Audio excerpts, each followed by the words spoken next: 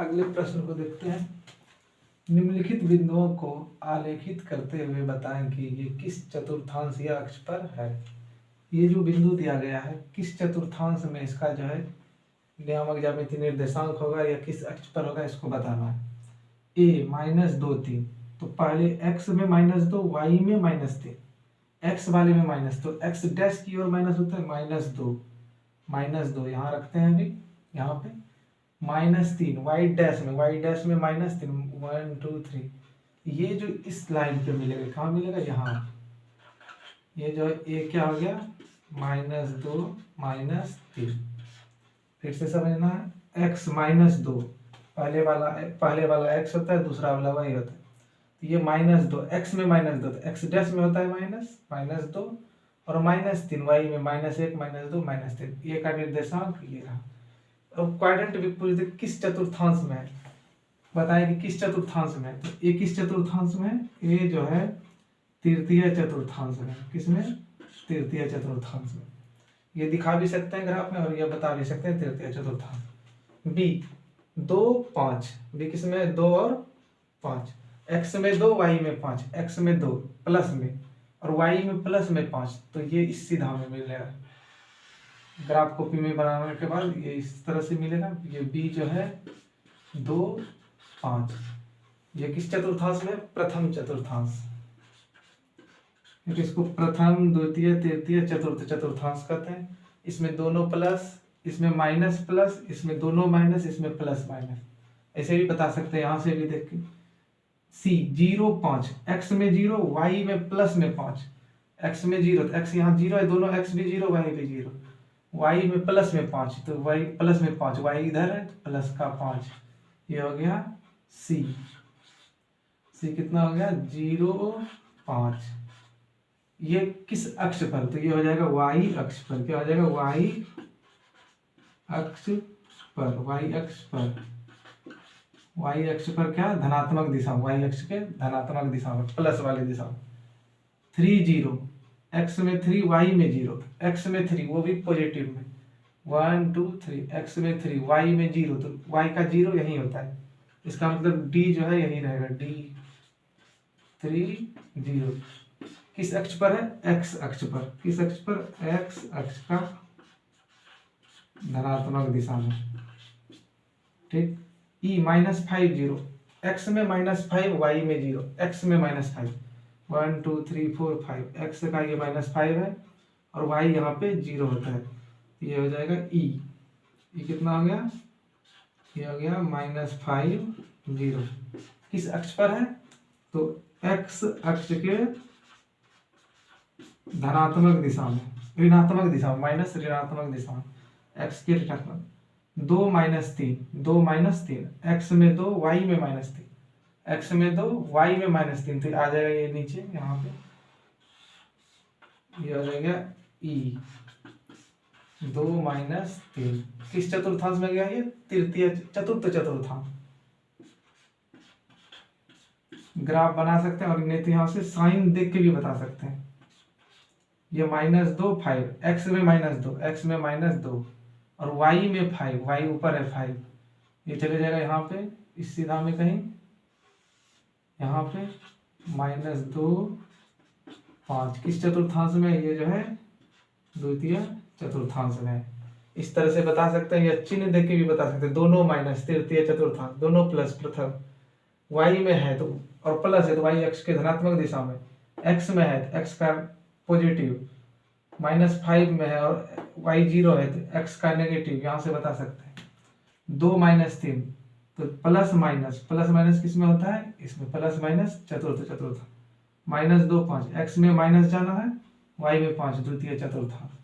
Sign देख के भी पता कर सकते हैं किसमें होता है, इसमें। ये दोनों प्लस वाला किसमें, प्रथम चतुर्थांश, दोनों माइनस याद रखना है, तृतीय चतुर्थांश, माइनस प्लस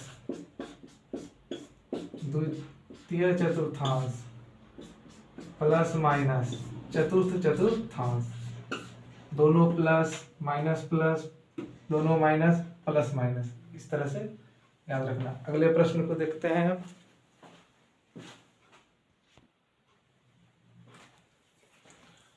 दूरी सूत्र पर आधारित और प्रश्नों को देखते हैं। जैसे क्वेश्चन देखते हैं, एक्स अक्ष पर वह बिंदु ज्ञात कीजिए जो 2 - 5 और -2 9 से समदूरस्थ है। दूसरा क्वेश्चन भी उसी तरह का बनाते हैं पहले क्वेश्चन को, यानी कि एक्स अक्ष पर बिंदु ज्ञात करना है। एक्स अक्ष पर क्या वाई होगा? नहीं, वाई 0 होगा। एक्स अक्ष पर यदि कोई बिंदु है, वाई क्या होगा? 0। तो इसमें हम बनाते हैं, यदि समझिए इस तरह से, यदि ये एक्स अक्ष के बिंदु को मान लिए बी या ए, मान लीजिए ए, एक्स अक्ष पर कोई बिंदु है, तो एक्स अक्ष पर यदि कोई बिंदु है तो उसका एक्स निर्देशांक एक्स होगा, वाई क्या हो जाएगा? 0। तो यहाँ से समझते हैं, यदि इसको हम ए माने, ये एक्स अक्ष का बिंदु है, जो एक्स होगा वाई क्या हो जाएगा? 0। यही वाई अक्ष पर दिया रहता तो वाई यहाँ लिखते, एक्स हो जाता 0। बिंदु ज्ञात जो 2 - 5 और -2 9 से समदूरस्थ है। ये जो है हम लिख लेंगे यहाँ पे, ये बिंदु सी है, सी जो है बी है, जो दे देंगे हम बी है, जो 2 - 5, इधर भी लिख लेंगे, ये जो है सी है, ये -2 9। प्रश्न से कहा जा रहा है ये जो एक्स अक्ष पर कोई बिंदु है, ये इस दोनों से समदूरस्थ है, यानी कि ए से बी की दूरी और ए से सी की दूरी बराबर है। एक्स अक्ष पर जो बिंदु है वो दोनों से समदूरस्थ का मतलब बराबर दूरी। बी से भी ये उतना ही दूर है जितना सी से दूर है, यानी कि बी से ए की दूरी और सी से ए की दूरी बराबर है। तो हम लोग दूरी सूत्र में पढ़ चुके हैं, तो दूरी सूत्र में हम लोग पढ़ चुके हैं, तो निकालते हैं पहले ए बी की दूरी और ए सी की दूरी। तो ए बी की दूरी हम निकालते हैं, ए बी की दूरी, तो यहां से हो जाएगा ए बी बराबर √अंडर x1 माइनस x2 का whole square plus y1 minus है तो ये प्लस कर देगा y2 का होल स्क्वायर। इसको सॉल्व करते हैं, √under a square minus 2ab, 2ab हो जाएगा 4x plus b square plus 25। फिर से समझते हैं, a स्क्वायर माइनस 2ab, तो 2x और 2 से गुना तो -4x, b स्क्वायर 2 का स्क्वायर 4, 5 का 25। इसको यहाँ तक रहने देते हैं। अब निकालते हैं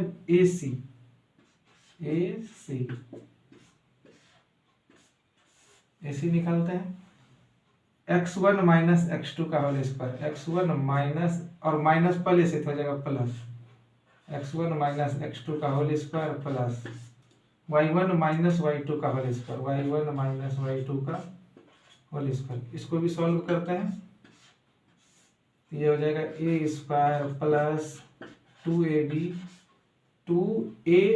यानी कि 2 गुना x गुना 2 प्लस b स्क्वायर और -9 का स्क्वायर 81। इसको और सॉल्व कर लेंगे बाद में यहाँ से। अब प्रश्न से कह रहा है, प्रश्न से क्या कहा जा रहा है? AB बराबर AC, AB बराबर AC। AB जो है AC के बराबर है, समदूरस्थ यानी कि बराबर। AB का जो मान है, AB का मान है √under x square minus 4x plus 29।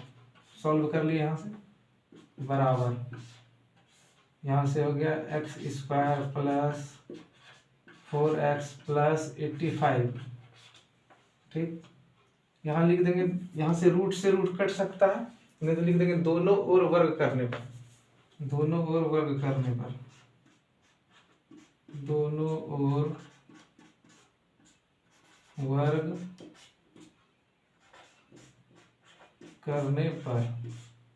वर्ग करेंगे तो क्या होगा? किसी रूट, यदि कोई संख्या मान लिए a है, इसका मतलब होता है a पे पावर 1/2, a पे पावर 1/2।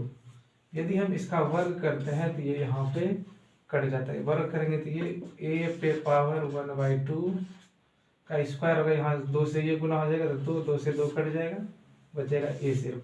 इसीलिए लिखे दोनों ओर वर्ग करने पर, यहाँ से हो जाएगा ये कट जाएगा तो बचेगा x square minus 4x plus 29 बराबर x square plus 4x plus 85, दोनों और एक्स स्क्वायर कट गया, एक्स वाले को एक तरफ, बिना एक्स वाले को एक तरफ, यहाँ से जाएगा -4x बराबर 85 माइनस 29, यहाँ से जाएगा -8x इक्वल टू 85 में इसको घटाएंगे क्या हो जाएगा 66 नहीं 56, 85 में 15 में 9 6 और ये कितना आ जाएगा 56, यहाँ से x बराबर -7, ये x -7 आया है। अब लिखेंगे